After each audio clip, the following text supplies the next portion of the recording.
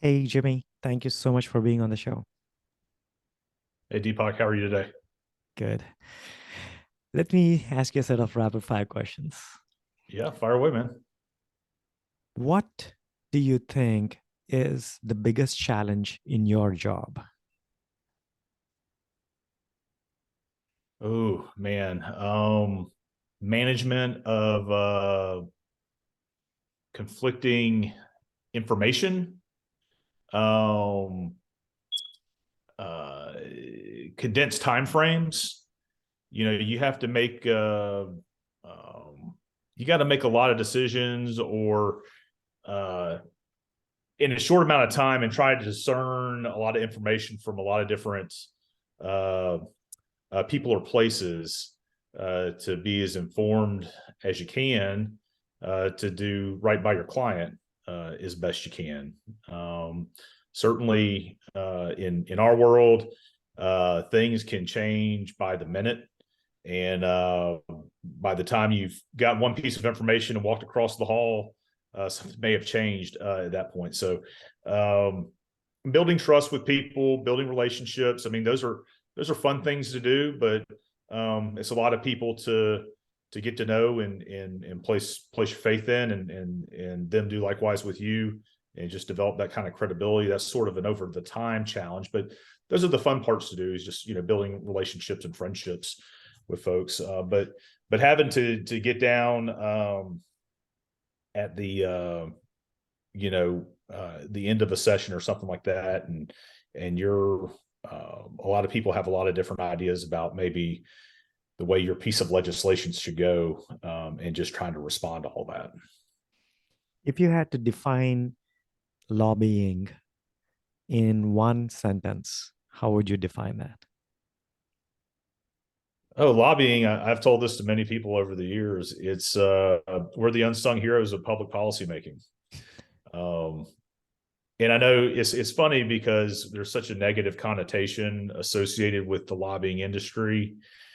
But these guys that are voting on bills, uh, they're farmers. So they know agriculture. They're uh, businessmen. They might know insurance, or they might be a doctor. They know medicine.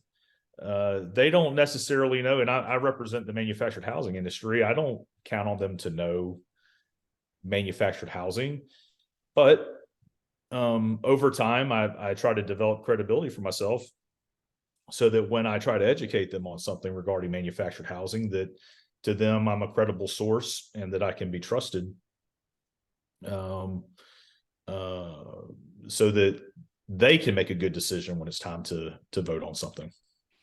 So, does credibility, does that take time? Yeah, absolutely. I mean, it's when you're working on a bill or piece of legislation, and you're really kind of in the center of it, there's going to be a lot of questions. I always try to tell my members how hard it really is to pass a bill. You got to find someone to sponsor it. It's got to get introduced. You got to get language written. It's got to get to a subcommittee. It's got to get out of the full committee. It's got to get out of the rules committee. It's got to get out of the House or the Senate chamber. And then it goes across, and you got to do the whole thing over again. And at the end of that, you got to get the governor to sign it. Um, and really, anywhere in that process, all it takes is one person to kind of lob in a grenade and trip you up. And you may have something that a lot of people agree on. And this is by design. Somebody, when you're dealing with 256, 180 senators, 236 and 56 senators, somebody along the way is probably going to have an idea about something that nobody else thought of. And being nimble on your feet and having your ability to source information quickly, having access to experts that can respond quickly, because those questions come up, and sort of as that comes up and people see, hey, he goes and tracks this down, or she can respond to this well, or she knows how to handle that. um, and there's no shame, I've found, and if you don't know the answer, telling someone, hey, I don't know, but we're gonna I think they'd rather hear you say that and be upfront about it, and you tell them, I'll be right back, and then come back with the answer or with the information that's being sought. All those things I think are a big way to, at least in that kind of rapid fire environment, is a big way to develop some credibility for yourself. And I know like Georgia, the legislative days are maybe 30 to 40 days. Is that right? Yeah, so we have a 40-day legislative session, and they're not, in order. It's just 40 days that they've designated to do official business. Now, they may have other days where they have committee meetings or whatnot, but if they don't go into the chambers and bang the gavel, it's not officially a day. So, I mean, for us in Georgia, we start the second week of January, and we're generally done by the end of March. Okay. So it's about a 3-month Okay. 3-month slog through the winter. Oh, I see. And having such a short time, is that an advantage or a disadvantage? I think it's an advantage personally. I mean, I think, everybody knows that there's a short amount of time to get a lot of work done. And when you come forward with sensible policy and something that makes sense, and you have the ability to sell it, the condensed time frame, I think it puts pressure on folks to get things done. I've done stuff at the local, state, and federal level, and doing things at the federal level, it's like trying to move a mountain, and it just never ends, and it takes so long. But I found at the state level that when you have some credibility and you have policy that people feel like is pretty fair and sensible, they generally want to help you, and a lot of that is just with that condensed time frame, it keeps everybody on the ball, in my opinion, at least. What is the best advice you have ever received?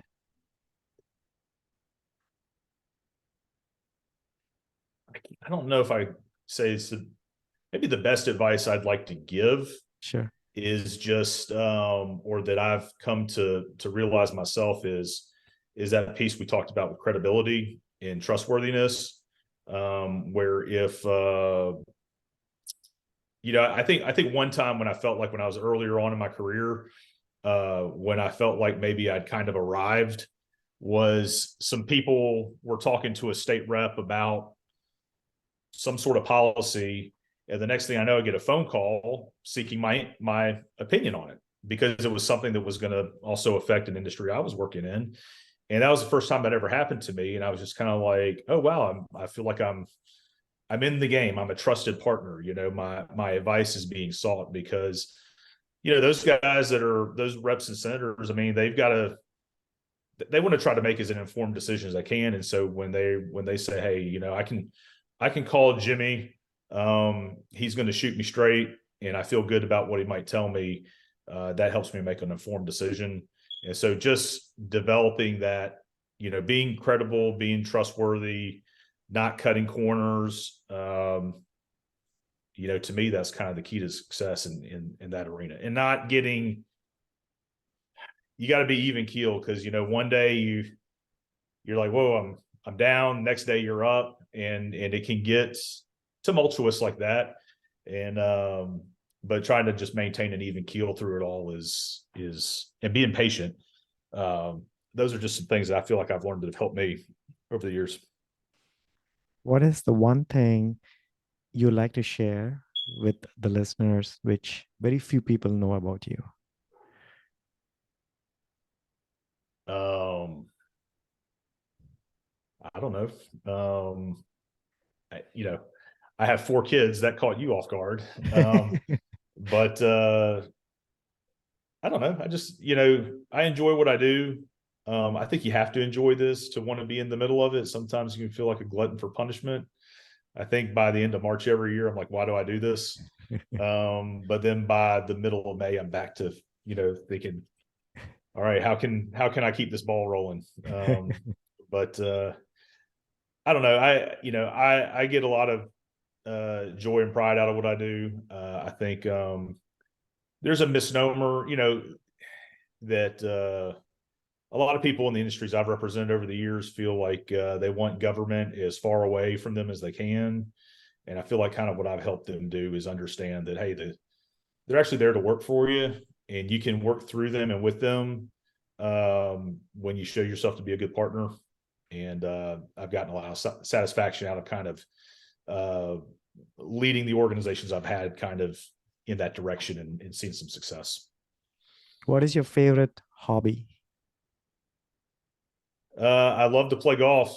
I have zero time for it.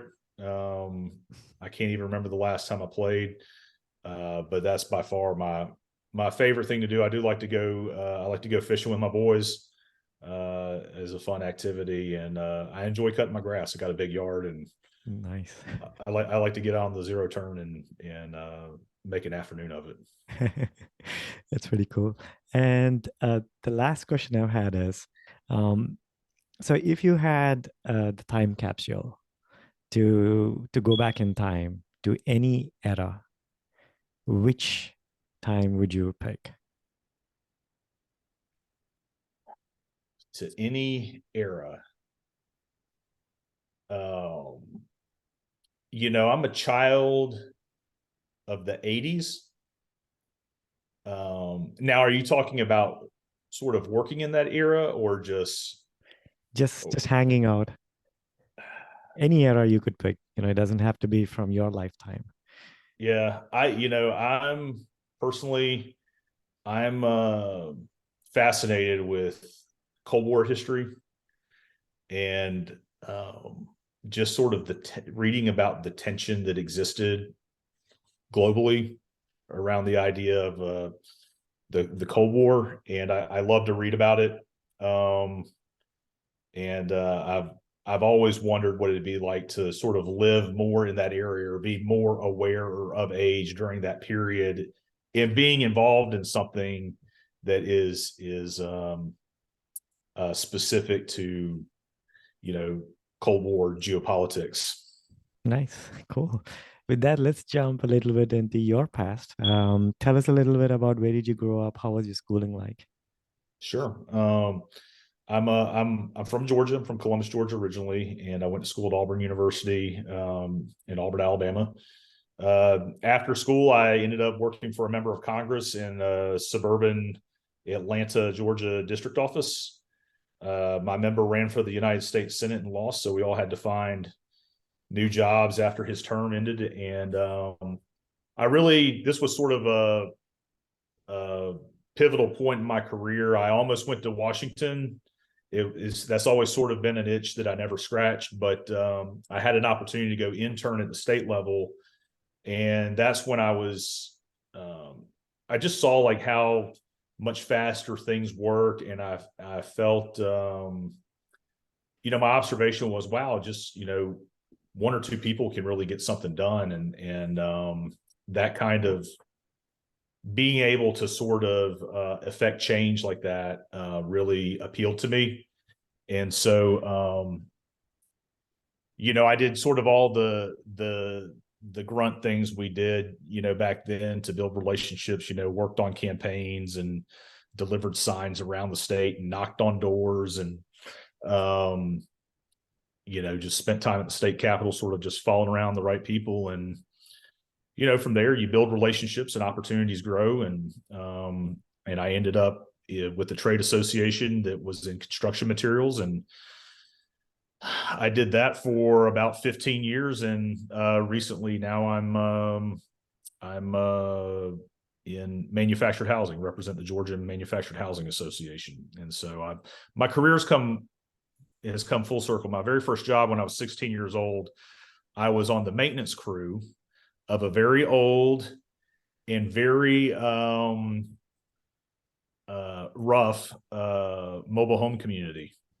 And now here I am years later, I'm leading their organization and I'm their lobbyist. So just kind of a very odd, fortuitous turn of events through life. But yeah, it's I've always kind of been involved with a lot of folks that are in blue collar industries, and I just get along well with the people, and enjoyed working with all the people I have, both in construction materials and with manufactured housing. And and it's something that is badly needed. everywhere. Where you are in North Carolina, where we are in Georgia, I mean, people are flocking south. Businesses are flocking south, and they've got to have places to live, places to go to work. So all that kind of begets, um, an influx of people coming into your state, and it just naturally creates demand for materials and housing and all that kind of stuff. So the things that I've been involved with have sort of benefited from that kind of good economic development policy. So just for my knowledge, can you tell us like what is the Georgia Manufactured Housing Association for? What does it do? Sure, 100%. Most people, so a manufactured home, most people would probably the term that you'd be familiar with would be a mobile home. So a manufactured home is actually a home that's built offsite. It's built according to a nationalized building code. The HUD code is produced by the U.S. Department of Housing and Urban Development. So they have a national code that regulates how these homes are built, and then there's factories all over the country that build homes according to these codes. And since it's a nationalized code, we can ship our products across state lines, where maybe the house I live in was built according to the International Residential Code, or if you live in a condo or townhome, and it might be to the International Building Code or something like that. We build ours to the HUD code, and the goal of the HUD code is to make a quality home, but done in a way that's going to be much less per square foot for the consumer. So there's not many builders out there, at least not in Georgia, that want to build anyone a sub $200,000 home, but there's a lot of Georgians or a lot of Americans that need that type of housing. And so that's a void for us to come in and fill that gap. Our biggest challenges have a lot to do with local zoning. We have a perception issue. Undoubtedly, a lot of people probably have some old abandoned home in their community somewhere that's an eyesore, or maybe a mobile home park that's not very well kept, things of that nature, and it leaves a bad taste in people's mouth. The industry has come so far since the days of the 60s and 70s, sort of metal on metal shed, home. Now they're incredibly energy efficient. They're durable. They're tied down in a manner that helps make them storm resilient, and they last a long time, and they're just a tremendous value for people that either can't spend a lot of money on a home or don't want to spend a lot of money on the home. And so I've enjoyed representing them, and certainly we're seeing a turning of the worm, so to speak, in the perception of our product. The demand is there. Georgia, we just have so many projects going on. They just can't possibly build enough houses fast enough to house workforces in some of these parts of the state that need it. So it'll be some great opportunity for our members. So we represent manufacturers, the people that build them. We represent retailers, the people that sell them. We represent installers, the people who set them up. We represent community owners, people that provide housing, service providers and whatnot into the industry as well. So if you have an involvement in manufactured housing, you can be a member of GMHA, and we represent all those interests, just to try to keep the industry healthy and prosperous. Oh, I see. And just to go a little bit back, when you were in high school or before that, were you always interested in politics and public policy? Yeah, I didn't know I was interested in public policy, but I remember in third grade we had this year-long project where we profiled a president every week, and it captured my attention, and I didn't know it then, but that was sort of the gateway drug for me into politics. And I started doing things like paying attention to elections, running for student council myself, and to me it was just I was just fascinated by it, and I couldn't put my finger exactly on what, but it was just um, it was just interesting, to me, to see all that. And now on the backside, using that interest and knowledge to affect change, a lot of people I've worked for over the years have always said, well, this is the way it's always been. And I just say, well, I don't really accept that. It's laws can be changed, rules can be changed, but there's a way to go about doing it. So to me, that's fun, to see those changes come to fruition. And what was your degree in when you joined Auburn University? It was communications and political science. Oh, okay. That kind of now makes sense. So, Yeah. so after you graduated, you said your first job was in what was that? You said you I were work. I worked in the office of a U.S. congressman in okay. his district office. So we did constituent services. We did field work. So if somebody had an issue with, say, getting their Social Security, through casework, we could help them. Or if there was a ribbon cutting the congressman was invited to, we might go in his place, or we'd hold district hours. And it just kind of gave me a sense of how it works, and what people are looking for, and again, just it was all very intriguing to me, and I was just sort of scratching the surface. And my career is kind of taking me further into the inside. And by that, like I was telling you, when you're part of conversations on how to, at the outset, on how to make new policy, that's a very gratifying place to be, in my opinion, that your opinion might be sought, or someone might think that you might be wise enough to offer something to that conversation. So I've seen your profile. It sounds like you started off in campaign and then you started working. How did you actually jump into government affairs? At what point was that? It was 2000 and January of 2005. I made a decision to work at the state level, and I had known somebody that had a daughter who was a lobbyist, and she needed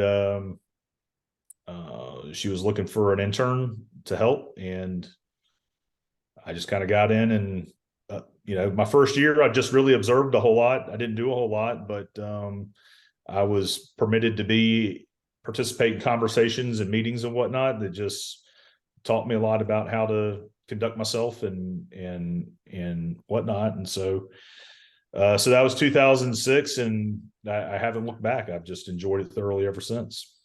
Or And excuse me, 2005. That was 2005. sure. And do you still get energized by policy and politics? Oh yeah, absolutely. Just this week, so we had a really big legislative victory this session for manufactured housing, and the governor signed it into law on Monday of this week. So now it's the law of the state. And right before we were on, I got a text message from one of my members saying, "Hey, I had a customer where this happened to them. Is this bill will this bill help them?" And it's like, yes, that's exactly why we passed that bill. And so it's here we are, not even a week into it, and to see that someone's going to benefit off of that is to me, it's exhilarating. It's and like I said, my members see me as a resource. It's stuff that they don't want to do, and I like to do, so it's a good match. And but yeah, so to be there when the governor signs it, he hands you the pen. get a little trophy out of it. All those things. It's just kind of a fun cherry on top of all your hard work. And you're disappointed by the ones you don't get to. Um, but it's like I said, it's tough doing these things, and getting one across the finish line is very satisfying for sure. So if you had to suggest someone who's listening to this as to how they should get into government relations, what would your advice be? Oh man, it's really the way myself and most of my colleagues did it when we were younger. We all helped out with campaigns. When you're on a campaign and there's a lot of moving parts, and the various candidates seeing you hustle, and not even necessarily the one you're working for, but it could be his competition or her competition, or it could be people in other races, but you're kind of all out there in the trenches together. They see you hustling. They see that you're somebody that can be counted on. You earn a level of trust with the candidates, and hopefully you get lucky and you staked your wagon to the right one. But really, honestly, that's the way a lot of us did it. We just did it grunt work for no money or very little money, just to start getting to know people and build relationships and whatnot. To me, that's the easiest and lowest hanging fruit in terms of getting involved and starting to open doors for yourself. With that, we jump into the last segment where I stop asking you questions. More or less, it's an open platform where you get the opportunity to speak anything about yourself, your future, or your association. Anything goes. Okay.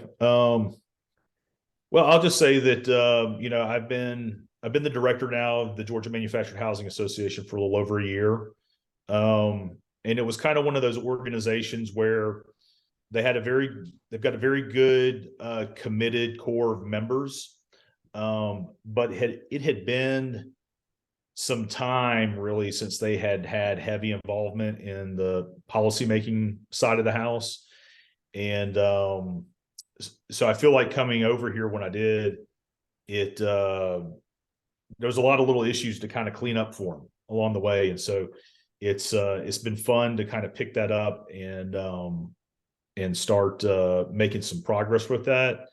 The product we make is fantastic. It's very cool. I could blindfold you and take you in some homes and take it off, and you'd have no idea.